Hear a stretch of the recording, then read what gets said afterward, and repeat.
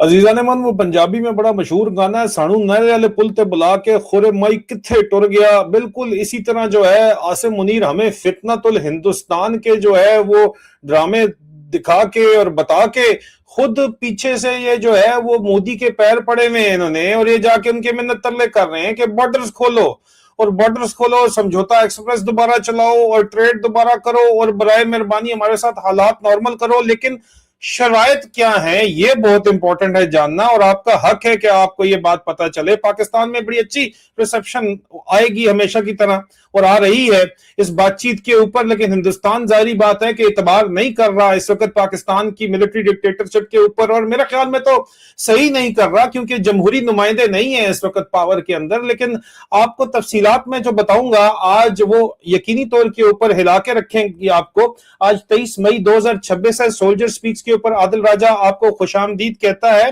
जनाब मन, हमें बार बार पिछले एक साल में बताया गया कि फितनतुल हिंदुस्तान, हिंदुस्तान जो है वो गजवा हिंद करना चाहता है, हमने उनको शिकस्त दे दी है, वो हमारे दुश्मन हैं, वही सब कुछ कर रहे हैं और हम जो है अगली जंग की तैयारी कर रहे हैं, इसलिए भूल जाओ इमरान खान को, भूल जाओ जमहूरियत को, भूल जाओ वोटिंग की उम्र जो है वो 18 से 25 साल कर दो, नौजवानों को भूल जाओ, हर चीज भूल जाओ, महंगाई भूल जाओ, बस सिर्फ और सिर्फ जो है वो हमें सपोर्ट करो क्योंकि हम फितनतुल हिंदुस्तान के साथ जाके गजवा हिंद करना चाहते हैं। एक तरफ ये कहानी है, दूसरी तरफ ये इंडिया के साथ डायलॉग कर रहे हैं जो कि अब तक रिकॉर्ड के ऊपर जो मेरे पास इत्तलात हैं 4 मीटिंग्स ऑलरेडी इनकी हाई लेवल मीटिंग्स हो चुकी हैं।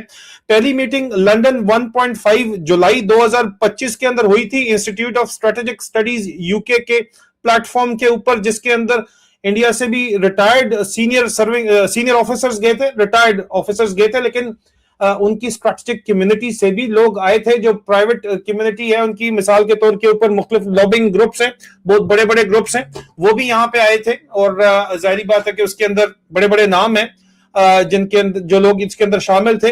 और पाकिस्तान से भी ये मास्टर जी, उस्ताद ji, general Saeed and party और उस्ताद जी आसिम मुनीर के general Nazir Bhatt and party ने लोग भेजे थे।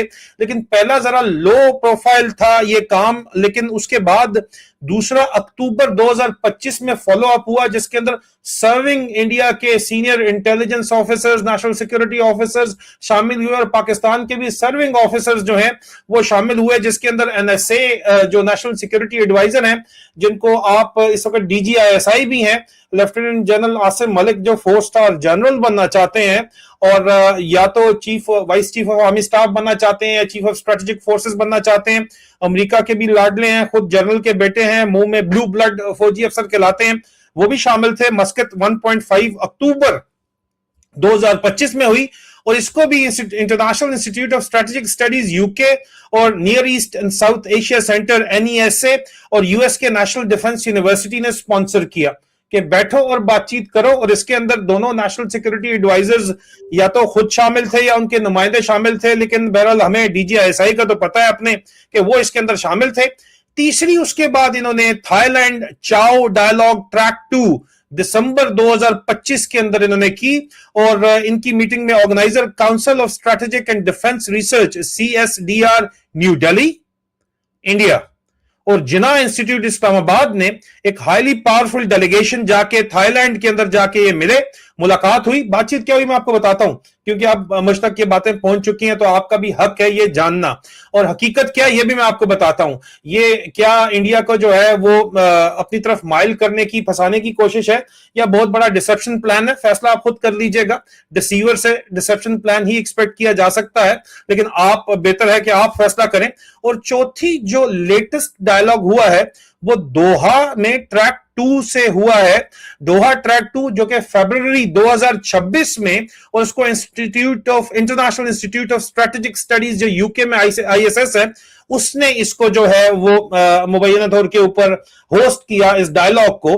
अब जो इस डायलॉग के अंदर बातचीत हुई है उसके अंदर ओवरऑल हम जो मोटी मोटी मैं आपके सामने बात रखूंगा, बहुत ज्यादा निटी-ग्रिटीज के अंदर जाके आपको उलझाऊंगा नहीं। सीधी सी बात है कि पाकिस्तान का हाईएस्ट लेवल के ऊपर जो ऑफिशियल्स हैं, intelligence and security officers, Pakistan में तो जर्नैल ही हैं जो कंट्रोल कर रहे हैं, वो गए हैं वहां पे और इसको overall look after Asim Munir का उस्ताद कर रहा है चेयरमैन नायब जनरल नजीर भट्ट। पाकिस्तान ने इसको लीक किया फरवरी के बाद हाल में कि हम समझौता एक्सप्रेस दोबारा चलाना चाहते हैं आइंदा आने वाले दिनों के अंदर। ये पाकिस्तान की तरफ से लीक किया गया और इंडिया की तरफ से भी लीक किया गया कि ट्रैक 2 हां हो रहे हैं, क्योंकि गालबन ये दोहा की जो मीटिंग है फरवरी 2026 में, उसमें ये महसूस किया गया कि भाई ये अब 4 मीटिंग्स हो गई हैं, तो अब मेरे ख्याल में पब्लिक सेंटिमेंट जो है वो जांचना चाहिए। पाकिस्तान में पॉजिटिव पब्लिक सेंटिमेंट है कि हाँ ठीक है यार, महंगाई बहुत ज्यादा है, कोई इंडिया से सस्ते टमाटर प्याज आ जाएंगे, ज्वाइंट चेक पोस्ट अटारी के ऊपर बंद है, वागा के ऊपर, उधर से कोई सस्ता जो हमें खाने की चीजें तो मिल जाएंगी, भूखे नंगे हम यहाँ पे फिर रहे हैं। पाकिस्तान में अदरवाइज भी पॉजिटिव सेंटिमेंट है, लेकिन इंडिया में पॉजिटिव नहीं है सेंटिमेंट। इंडिया वाले कहते हैं कि भाई इन्होंने हमें हर दफा धोखा दिया, अब भी धोखा देंगे। पब्लिक सेंटिमेंट की बात कर रहा हूं और फीडबैक की बात कर रहा हूं, पल्स की बात कर रहा हूं। हैविंग सेड दैट, जो बातचीत हुई है वो क्या हुई है, वो बड़ी इंटरेस्टिंग है। अंदर जो बातचीत हुई है, बाकी बातों को छोड़ के, to cut to the chase और cutting through the bullshit as they say in the military, तो वहां पे आप सीधी सी इन्होंने बात पाकिस्तानियों ने ये की, इन्होंने कहा जाकर आप देखो कि पहलगाम के बाद 1 साल से हमने कोई भी आपके ऊपर मेजर हमला नहीं होने दिया। जाहिर बात है कि अगर हमारे स्पॉन्सर्ड मिलिटेंट हैं, चाहे हाफिज सईद है, चाहे मौलाना मसूद अजहर है, वो सब हमने दबा के रखे हुए हैं, इंडिया के अंदर कोई अटैक नहीं हो रहा, ठीक है। तो आप भी जो है वो अब मेहरबानी करें कि आप भी जो है वो हमें स्पॉन्सर बंद करें हमारे पाकिस्तान के अंदर अटैक। उन्होंने कहा किसके ऊपर आप बात करें, हमने बलूचिस्तान को कट कर दिया, हम बलूचिस्तान के ऊपर कोई काम नहीं कर रहे। वो कहते नहीं, आप अफगानिस्तान को सपोर्ट करना बंद करें। अब ये बड़ा इंपॉर्टेंट है कि अफगानिस्तान से पाकिस्तान की जो फौज है उसकी इतनी ज्यादा क्यों वो इंपॉर्टेंस दे रहे हैं और इंडिया को बार बार क्यों कह रहे हैं। पाकिस्तान की जो एस्टैब्लिशमेंट है उसने इल्जाम लगाया कि आप डेवलपमेंट फंड्स के नाम के ऊपर अफगानिस्तान को पैसे देते हैं, वो पैसे आधे कम से कम रीरूट हो जाते हैं टीटीपी की तरफ। उन्होंने कहा आपके पास कोई एविडेंस है तो आप दिखा दो, क्योंकि ये तो आपका इंटरनल मामला है, ये तो आपका इंटरनल इशू है। अगर कोई आपको इस तरह की एविडेंस है कि वाकई हम ये कर रहे हैं या अफगानिस्तान ये कर रहा है तो आप दे दो, वो इनके पास नहीं है। वो कहते हैं नहीं नहीं नहीं ऐसी बातें नहीं है। फिर ये काउंटर एलिगेशन लगाते हैं कि आपने बंदे मरवाए हैं यहाँ पे, आप औरतें और बच्चे मरवा रहे हैं यहाँ पे। उन्होंने कहा भाई हम इंडिया वाले कहते हैं कि भाई हमारे पास तो सबूत है कि जो पाकिस्तान से आके जो आपके प्रॉक्सी एलिमेंट्स हैं जो अटैक कर रहे हैं उसमें जो सिविलियन कैजुअलिटी हो रही है, आपके पास क्या इस चीज का सबूत है कि हम ये काम कर रहे हैं? कोई सबूत नहीं है सिरे से। आपको पता है कि पहले भी इमरान खान के बारे में भी बातचीत हुई यहाँ पे, और इमरान खान के बारे में बातचीत हुई कि जनाब आपने, और आसिम मुनीर से मुतल्लिक भी बातचीत जो है वो खुल के, इस जो मैंने इंफॉर्मेशन हासिल की है उसके मुताबिक बड़ी खुल के बातचीत पता चली है। इससे पहले मैं आगे चलूं इनकी बातचीत क्या हुई है, मैं आपको ये भी बताता चलूं कि इमरान खान से मुतल्लिक बातचीत हुई कि इमरान खान ने आके तमाम जो ट्रेनिंग कैंप्स हैं मिलिटेंट्स के, मुजाहिदीन के, वो बंद कर दिए थे पाकिस्तान में, क्योंकि इमरान खान पूरी कोशिश कर रहे थे कि FATF से ग्रे लिस्ट से निकला जाए, और वो कामयाब हो गए और उन्होंने बंद किए। और उस वक्त DGISI को सख्ती से ऑर्डर करके, आसिम मुनीर को सख्ती से ऑर्डर करके बंद करवाए। आसिम मुनीर की इमरान खान से मेरी इस इंफॉर्मेशन के मुताबिक असल झगड़ा इस वजह से शुरू हुआ था कि इमरान खान ने जो मिलिटेंट मुजाहिदीन के बेसिस थे पाकिस्तान के अंदर वो जबरदस्ती बंद करवाए थे ISI से, ताकि ग्रे लिस्ट से पाकिस्तान निकल सके। और आसिम मुनीर इससे बिल्कुल खुश नहीं था और बड़ी सख्त मुंह मारी हुई। इमरान खान आपको पता है सुनता किसी की नहीं था, उसने कहा अपनी औकात के अंदर रहो, मैं प्राइम मिनिस्टर हूं, मेरे पास पावर है। और इसलिए बुशरा बीबी के ऊपर फाइल बनाई आसिम मुनीर ने, और आसिम मुनीर ने इमरान खान को ब्लैकमेल करने के लिए कि भाई मैं जिस तरह मेरी पॉलिसी है इंडिया को 1000 कट मारना, उसको तुम किस तरह बंद कर सकते हो, मेरी पॉलिसी चलेगी। और ये मेरे पास फाइल है बुशरा बीबी की, और इमरान खान को ब्लैकमेल करने के लिए बुशरा बीबी की फाइल दिखाई गई। जवाब में इमरान खान ने चुक्का उसको साइड पे मारा और अगला DGISI ले आया, तो वहां पे ठीक ठाक रोला पड़ा। और आसिम मुनीर ने अपने आप को मार्टर पोर्ट्रे किया कि नहीं जी मैं तो बड़ा अपराइट हूं, मैंने तो बीवी के करप्शन के केसेस पकड़ लिए थे, इस वजह से जो है इसने मुझे निकाल दिया। हालांकि अंदर की कहानी इन डायलॉग से दोनों साइड से कंफर्म ये होती है कि असल झगड़ा इमरान खान के खिलाफ ये था आसिम मुनीर का कि जनाब जो मैंने आपको बता दिया कि मिलिटेंट ट्रेनिंग कैंप्स बंद करके ग्रे लिस्ट से इमरान खान निकलना चाहते थे, तो निकल गए। और उस चक्कर में कैजुअलिटी हो गया मुनीरा मिस्त्री, और मुनीर मिस्त्री की बीवी भी जाके बुशरा बीबी के दरवाजे के बाहर बैठी रही, जो मिलिट्री सेक्रेटरी के घर के अंदर इमरान खान रहते थे। अगर वो बंदा वाकई उसको करप्शन का शौक होता तो पीएम हाउस छोड़ के एक छोटे से 1 कनाल के बंगले के अंदर वो ना रह रहा होता। लेकिन बहरहाल ये एक सेपरेट टॉपिक है। लेकिन यहां पे इन डिस्कशंस में ये बातचीत भी सामने आई कि आपने तो इमरान खान को जो है उठा के जेल के अंदर मार दिया, क्योंकि उसने मिलिटेंट ट्रेनिंग कैंप्स, आपको वो उनको टेररिस्ट बोलते हैं, हम मिलिटेंट बोलते हैं, हम मुजाहिदीन बोलते हैं, वो टेररिस्ट बोलते हैं। One man's freedom fighter is another man's terrorist, as the saying goes। बिल्कुल इसी तरह मैं इस वजह से इसी जार्गन के अंदर आपको बता रहा हूं। उन्होंने कहा जी आपने टेररिस्ट कैंप इमरान खान ने बंद किया, आपने उसको उठा के जेल के अंदर डाल दिया। वो कहते हैं नहीं नहीं नहीं नहीं, वो तो चक्कर ही कोई नहीं है भाई, वो चक्कर उसकी करप्शन के केसेस हैं, उसकी बीवी के करप्शन के केसेस हैं। उन्होंने कहा छोड़ दो बहरहाल, इसके ऊपर बात ना करो। लेकिन वो कहते हैं, पाकिस्तानी डेलीगेशन ने कहा कि यार हमारी सिंसियरिटी आप देखो कि अगर हम कर रहे होते सपोर्ट, वाकई आपके जो प्रॉक्सी एलिमेंट्स हैं टेररिज्म सपोर्ट कर इंडिया में कर रहे होते, तो पिछले 1 साल में पहलगाम के बाद कुछ ना कुछ तो हुआ होता। कुछ नहीं हुआ, क्योंकि हमने कंट्रोल रखा हुआ है मामले के ऊपर। दूसरा, हम खालिस्तान को भी नहीं छेड़े। पूरा ठीक है, इंडिया पाकिस्तान हिंदूज को वीजेस नहीं मिल रहे, लेकिन सिखों को मिल रहे हैं, और सिखों के जत्थे आ रहे हैं जो करतारपुर साहब में जाते हैं, और उनको फुल प्रोटोकॉल दिया जाता है। और अगर कोई खालिस्तान का झंडा लेके आए तो उसको वहीं पे पाकिस्तान के अंदर कह दिया जाता है कि यार हमें कोई, we don't want any trouble. उनको किसी किस्म का कोई ट्रबल नहीं हो रहा, और कोई खालिस्तान की हम रिक्रूटमेंट भी नहीं कर रहे। तो ये भी आप देखो कि हमारी कितना गुडविल जेस्चर है आपकी तरफ। दूसरा, हम किसी किस्म का कोई पंगा नहीं ले रहे, आप सिर्फ अफगानिस्तान को कट ऑफ कर दो। उन यहां पे पता चलता है, और मेरे पास जो डिटेल रिपोर्ट्स हैं जो मैं आपके पास लेके आने वाला हूं, जो 786 इंटेलिजेंस बटालियन की रिपोर्ट्स हैं उसके अंदर, और मैं कुछ ऑडियो लीक्स भी आपके सामने लेके आ रहा हूं फौज के अंदर से, उससे आपको पता चलेगा कि इतना बुरा हाल इनका किया हुआ है अंदर ही डोमेस्टिक। इंडिया कहता है कि यार आप बार बार अफगानिस्तान बोल रहे हो, आप बार बार हमारा अफगानिस्तान के साथ रिलेशनशिप को बात कर रहे हो, ये जितना भी आपके अंदर टेररिज्म हो रहा है ये तो आपका डोमेस्टिक एलिमेंट है और पॉलिटिकल इशू है, जिसको आप डंडे के जोर पे सॉल्व करते हो। तो फिर वो आगे से जो है हर कोई जो है वो पंजाबियों की तरह तो नहीं होता बगैरत, या डुसाइल नहीं होता सिंधियों की तरह, वो पठान खड़े हो जाते हैं, आगे से वो खड़े हुए हैं, तो आप हमारे मत्थे तो मत मारो उनको। लेकिन इसके ऊपर जो है कोई भी चीज क्लियर नहीं हो रही, ठीक है। वो कहते हैं नहीं नहीं नहीं नहीं, ये तो अफगानिस्तान की वजह से हो रहा है। वही पुरानी कहानी भाई, आप अगलों के बीवी बच्चे मरोगे तो वो चुप करके थोड़ी बैठेंगे। वो कहते हैं ड्रोन्स आ रहे हैं अफगानिस्तान से, हमें हिट कर रहे हैं। भाई आप उनको मिसाइल्स मार रहे हो, ड्रोन्स मार रहे हो, एयरफोर्स मार रहे हो, जवाब के अंदर उनके वो मिलिट्री टारगेट्स हिट कर रहे हैं, आप उनकी जो है वो मासूम बच्चे और औरतें मार रहे हो, तो क्या वो जवाब भी नहीं देंगे? आप क्या एक्सपेक्ट करते हैं कि वो आपके नीचे लेटे रहेंगे? ये मेरा पर्सनल कमेंट है। एनीवे, जो स्ट्रैक टू डिप्लोमेसी के अंदर जो बातचीत हुई है वो इससे आगे बढ़ के भी बातचीत हुई है। एक इसके ऊपर फंसा हुआ मामला, वो कहते हैं ना ये अफगानिस्तान कर रहा है, आप अफगानिस्तान को कट ऑफ करो। और अफगानिस्तान के अंदर कितना सीरियस इनको जो डंडा जो जा रहा है ना, इतनी जोर का गया हुआ है इस वक्त, आपको वहमो गुमान में भी नहीं है। और वो मैं 786 इंटेलिजेंस बटालियन की रिपोर्ट के अंदर ऑडियो लीक के साथ करूंगा। ये स्पेसिफिकली मैं ये जो हमें फितनतुल हिंदुस्तान बोल के गजवा हिंद के लारे दे के उधर वहां पे उनके मोदी के पैर पड़े में ये लोग, मैं आपको ये बताना चाह रहा हूं, ठीक है, कि अंदर कहानी क्या है। अगली ये बात करते हैं कि देखो आप, और उन्होंने कहा कि यार आपके पास अथॉरिटी क्या है, आप हर दफा बात करते हो उसके बाद जाके मुकर जाते हो। तो नजीर भट्ट ने कहा ये मेरा, मैं उस्ताद हूं, ये सारे मेरे जूनियर हैं, मेरी बातचीत सुनेंगे सारे, DGISI भी इसके अंदर इन्वॉल्व है, सारे ऑफिशियली इन्वॉल्व हैं, आप जरा मेहरबानी करें, आप बॉर्डर्स खोलें। और ministry of foreign affair Pakistan की भी लोग इसके अंदर शामिल हैं, इंडिया के भी शामिल हैं, वो इसके ऊपर डिप्लोमेट्स एग्री करते हैं कि यार बॉर्डर खोल दें, ट्रेड खोल दें, ताकि ईज ऑफ वो एक नॉर्मलाइजेशन जो है वो डेवलप हो, प्लस इंडिया से सस्ता टमाटर और जो है वो प्याज आए, और कोई सस्ता जो है राशन आए, ताकि पाकिस्तानी खाए जो भूखा मार रहा है इस वक्त। सीधी सी बात है, आम आदमी का बहुत बुरा हाल है पाकिस्तान के अंदर। और ये जारी बात है कि कभी भी रेवोल्यूशन जो होती है, इनकलाब जो होता है, वो सियासी नजरिया तो मौजूद होता है, लेकिन भूख की और नंग की वजह से आता है, और भूख और नंग पाकिस्तान में आम है इस वक्त।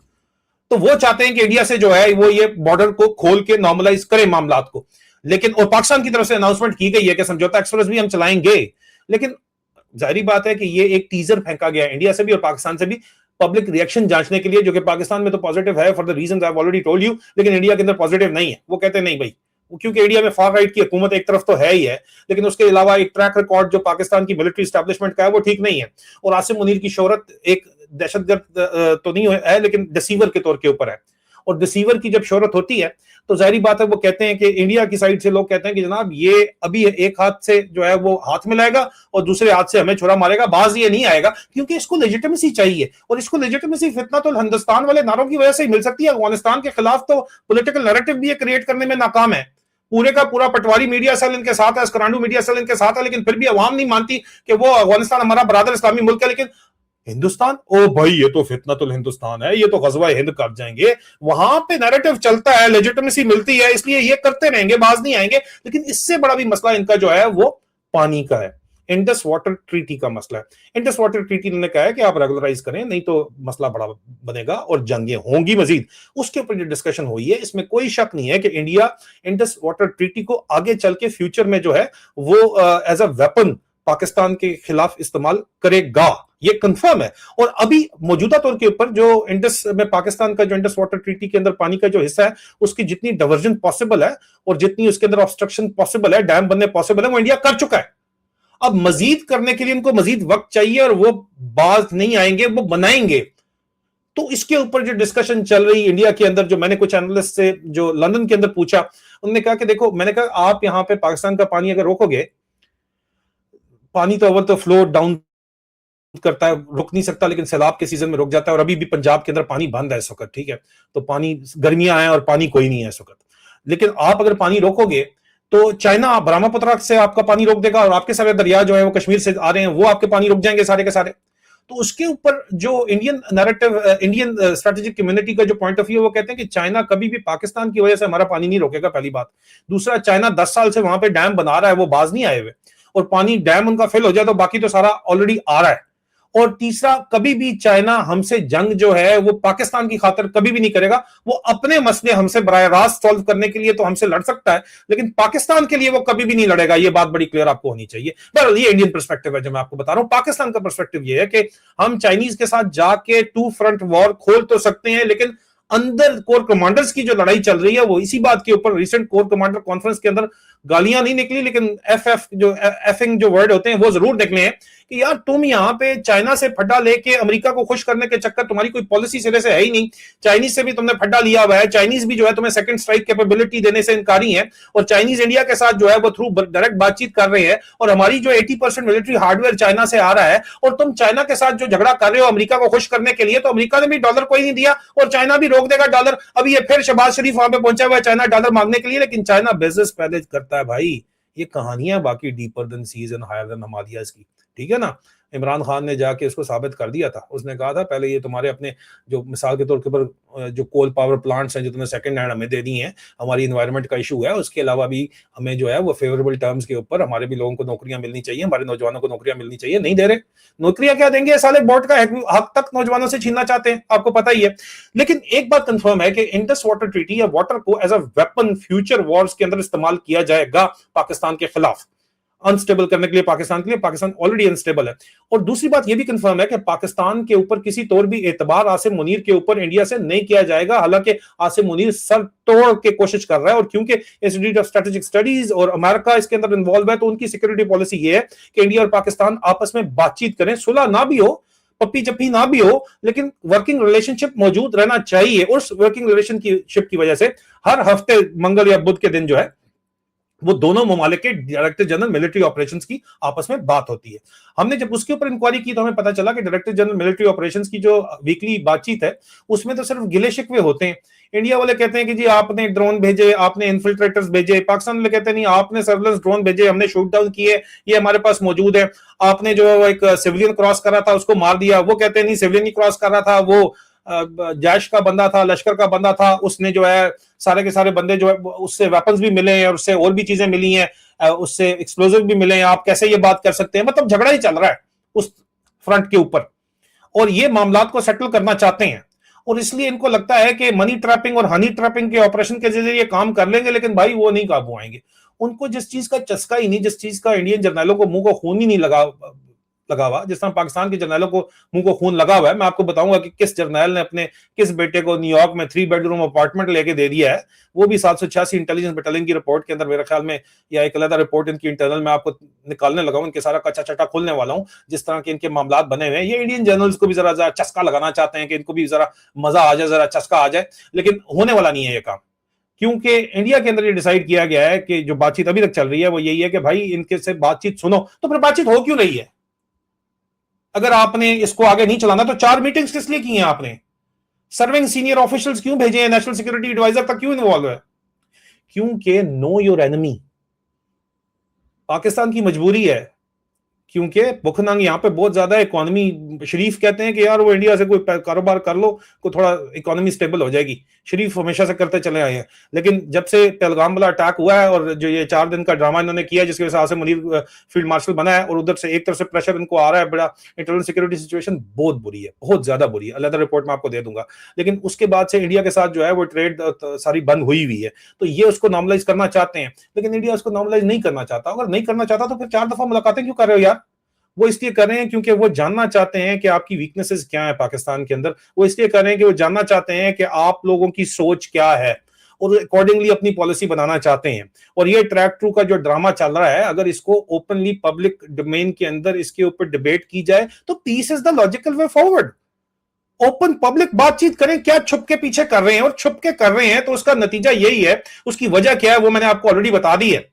ये कहानी है, बाकी सब फसाने हैं। मुझे जरूर कमेंट्स के अंदर बताइएगा कि आपकी क्या राय है, इंडिया पाकिस्तान को जो है वो आगे हालात चल सकते हैं, क्या आसिम मुनीर की डिसेप्शन प्लान है या वो सिंसियर है इस मामले के अंदर? आपको क्या लगता है और आप किस मुल्क से हैं, इंडिया से या पाकिस्तान से? कमेंट्स में ये जरूर वाजे कीजिएगा, और आपकी इस मामले के ऊपर क्या राय है ये जरूर वाजे कीजिएगा। और अगर आप चाहते हैं कि मैं इसके ऊपर मजीद आपको रिपोर्टिंग करूं, क्योंकि मेरे पास ट्रोव ऑफ इंफॉर्मेशन है, तो डीप डाइव का भी मुझे जरूर बताइएगा इस मौजू के ऊपर। मेरे ख्याल में ऑलरेडी बड़ा लंबा हो गया आप लोगों की जो है वो कंजम्पशन ऑलरेडी इतनी ज्यादा, आप कहते हैं कि 15 मिनट में खत्म कर दिया करो, तो 21 मिनट ऑलरेडी हो गए। मुझे इजाजत दीजिए, बहुत जल्द दोबारा मुलाकात होती है 786 इंटेलिजेंस बटालियन की रिपोर्ट के साथ। खुदा हाफिज।